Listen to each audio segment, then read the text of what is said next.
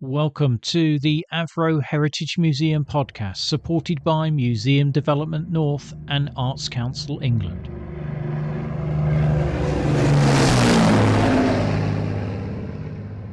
Ernest Rees enlisted with the RAF in September 1941 at the age of 18 at the lowly rank of Aircraftsman 1. By the age of 20, he was a sergeant flight engineer and had completed his training to serve on the aircraft that he stayed with for the rest of the war, the legendary Avro Lancaster heavy bomber. I was joined in our studio by his son, Steve, who is going to recount for us some of the untold stories of the young airman who was the father he only knew for a few years. Drawing on extensive and meticulous research, Steve has pieced together happenings that either simply do not feature in his dad's logbook or barely get a mention. They are the wartime tales that are old as time, the randomness of an event that can result in either life or death, an act of tremendous skill and courage, and the tragedy of leadership overwhelmed by the burden of responsibility for comrades' lives. And there will be touching stories of tributes and respects paid decades later by 3 generations of that young airman's family. Join me and Steve now in the studio to hear the first of those as yet untold stories. My name is Stephen Ernest Rees. I'm emphasising the word Ernest because I was named after my father, Stephen Ernest Rees, and I was born in 1950. I'm now 75. Ernest was born in 1923 and he died in 1973, just short of his 50th birthday. And I was by this time 23, and I confess that I hardly knew him. And it was going to be another 37 years before I seriously began to research into his participation and involvement in World War II. There's a well-known phrase, it's a wise man that knows his own father. and although there's connotations to that, it wasn't until I was about 60 before I began to understand my father. You were very young when your dad died, weren't you? What did you have left to remember him by? All I had was a photograph, a dog-eared photograph. I knew my elder sister, she also had his logbook, but at that time, all I had was the photograph. But looking at the picture, it became clear to me by looking at it that the picture was taken post-war because he was wearing his ribbons. I don't suppose he would have been awarded the medals before the war was ended. So I believe this to be post-war. And I was also intrigued. Clearly it's an RAF uniform. I could see he had the half brevet for the engineer. But I noticed on his arm is a large crown. And I was intrigued as to what that was. And I wasn't sure at the time what that meant. But that's not a good start, is it? There wasn't a great deal of information to start from. So my sister came along and she showed me Dad's flying logbook. It's a dog-eared. Anything I have in my dad's is dog-eared. So we have it here.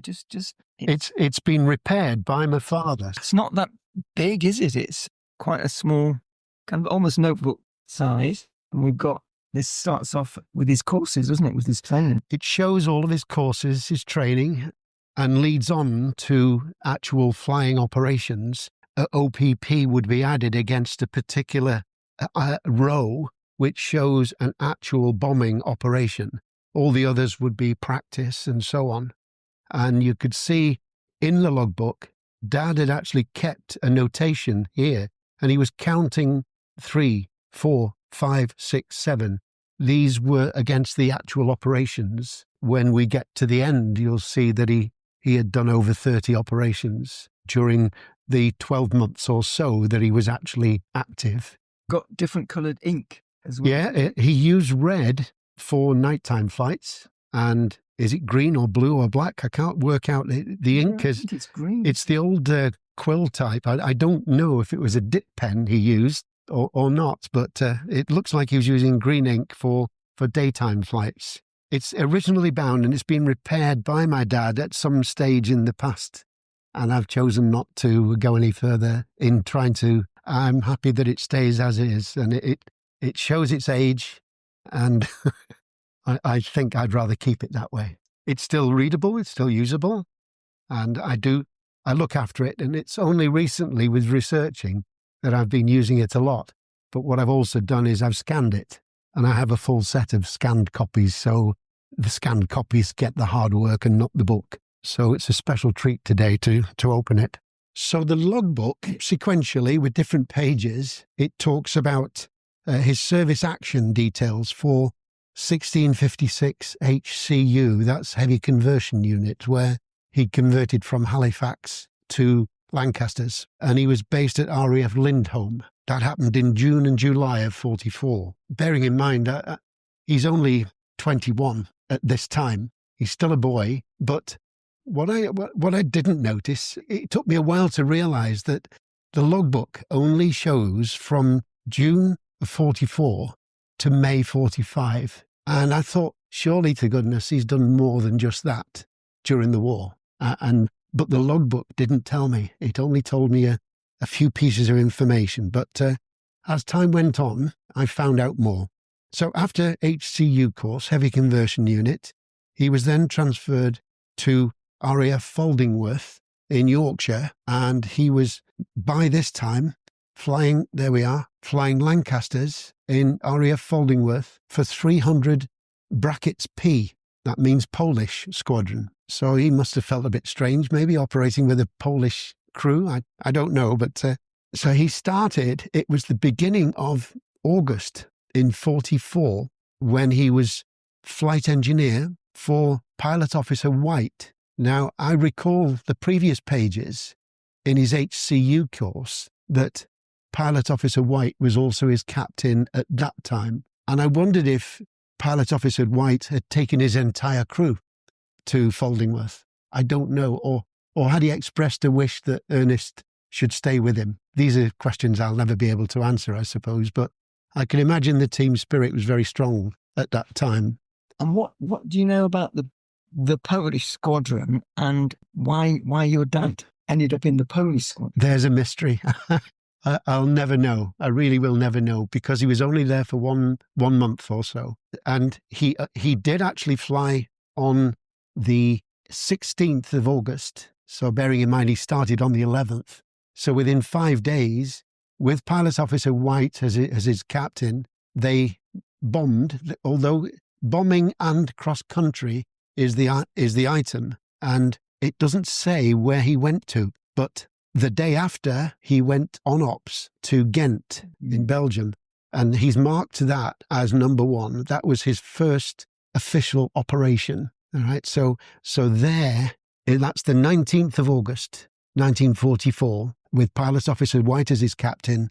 They went to Ghent, and so the next mystery I come up with is on the 25th of August, or the night of the 25th and the 26th of August, an operation took place that is not in his logbook. And it's this which the untold stories of Ernest Rees starts, that he didn't take part in an operation, but he was very much an important part of the story. Because you can see there, I've got his logbook, and it shows there was no recorded op listed on that particular day. While I was doing this research, my sister browsed a website in August 2014, and the website is called Aircrew Remembered. I don't know if you know it at all, but some people get a lot of information from that. And in that website, she saw a photograph, and there's my father is on the second row in towards the centre there. At this age, he's 22, I think. I don't know. I think of 22-year-olds nowadays,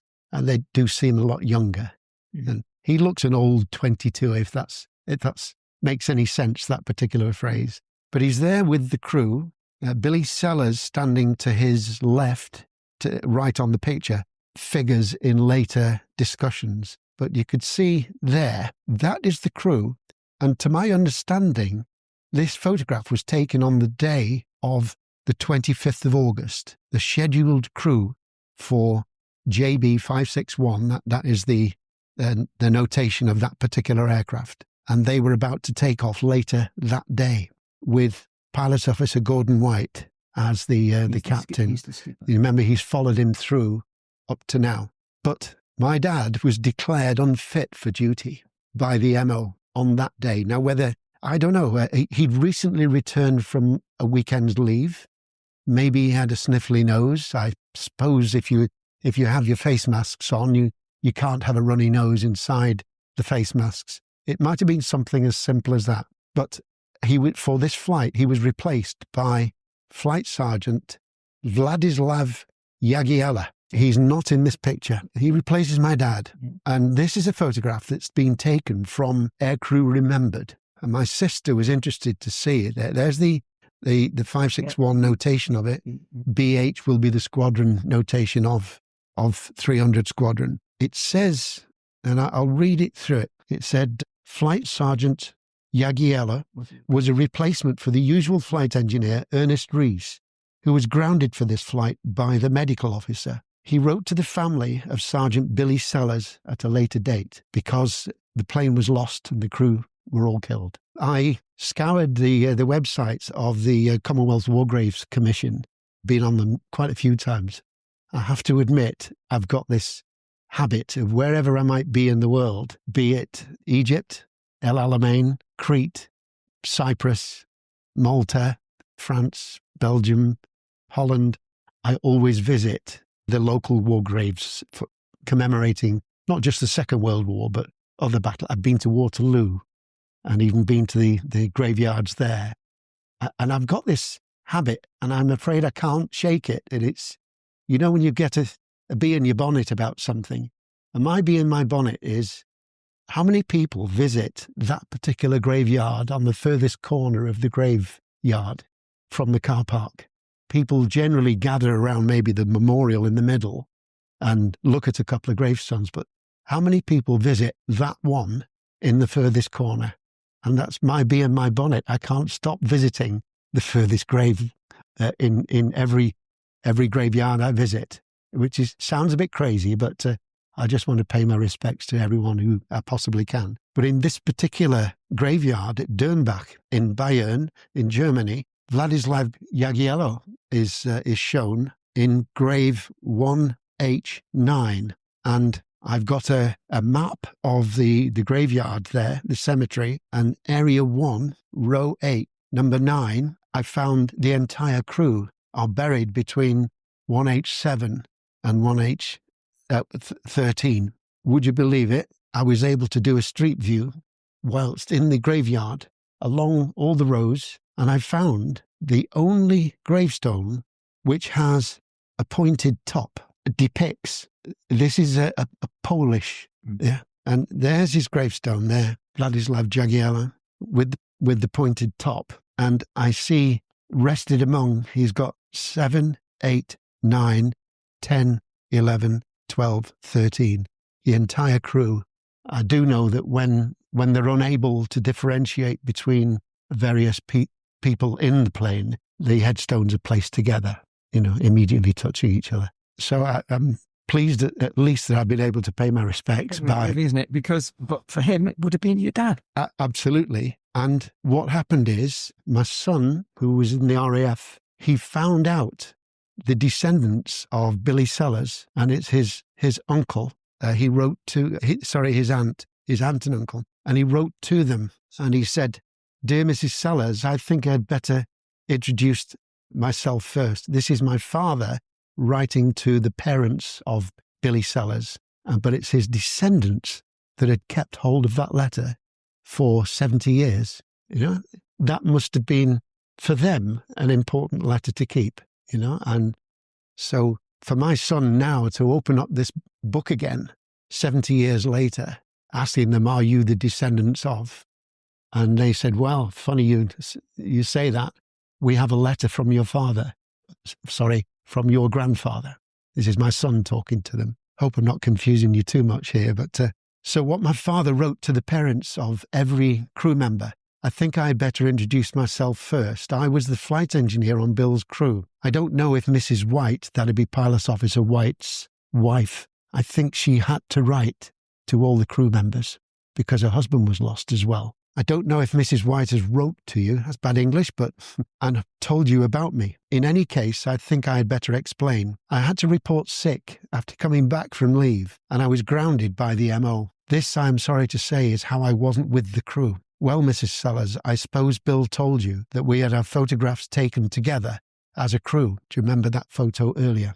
So when I was posted to this station, that's 582 Squadron he's at now, I wrote to the shop and asked them for the photos to be sent on to me. I enclosed one of them. I'm sending one of them to each member of the crew's parents, and I'm only sorry I can't do more for you. If there is any way that I could help, I hope you will not hesitate to write to me. Also, if you should manage to get any or more information, please let me know. I am sorry this letter is so short, but it really is difficult to write without reminding you. So I will close now. Keep smiling, for I know things will turn out right in the end. I might add that since I was posted from Foldingworth, I've been with 3 crews, but not one of them has come up to the standard of cheerfulness that the old crew had. So cheerio, yours truly, Ernest Rees. It's quite something, isn't it? So I went with my grandson to the IBCC, that's the International Bomber Command Centre in Lincoln. And they have a wall of remembrance there where every person's name of the 55,000 people who were killed in Bomber Command, they're commemorated there. And Oliver, my grandson, he found where Vladislav Jagiello is amongst it. And we placed a poppy against his name.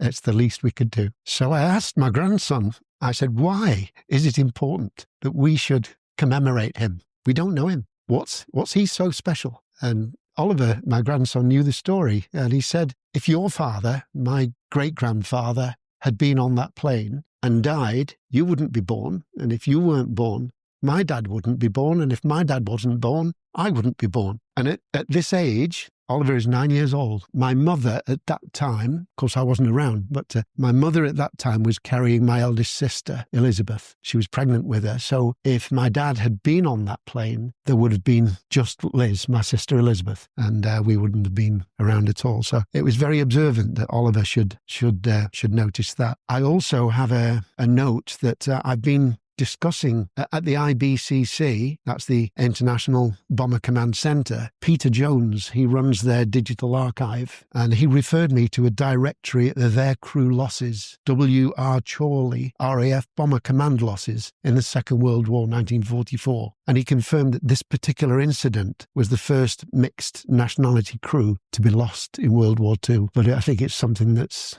worth commemorating. And I note that after the 25th of August, when this took place, of course, that wouldn't be shown in there because he didn't fly. And that's why I'm saying these are untold stories, because it was never in his logbook. And it's only through research like this that we've been able to find this out.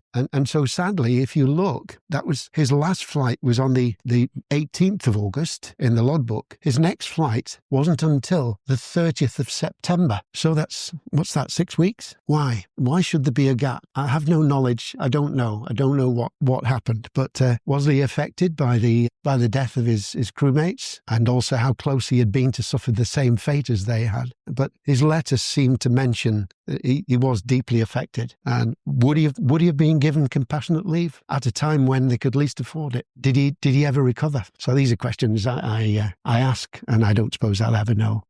We feel so privileged to have this opportunity for our extended conversation with Steve. Listen out for the second episode of this series, when Steve will be talking about a Lancaster operation that resulted in a citation for the skipper. Such was the level of bravery and skill demonstrated, but only gets a mention of 7 words in Flight Sergeant Rees's logbook. Do join us for that, but until then, it's goodbye from me, Chris Bessick.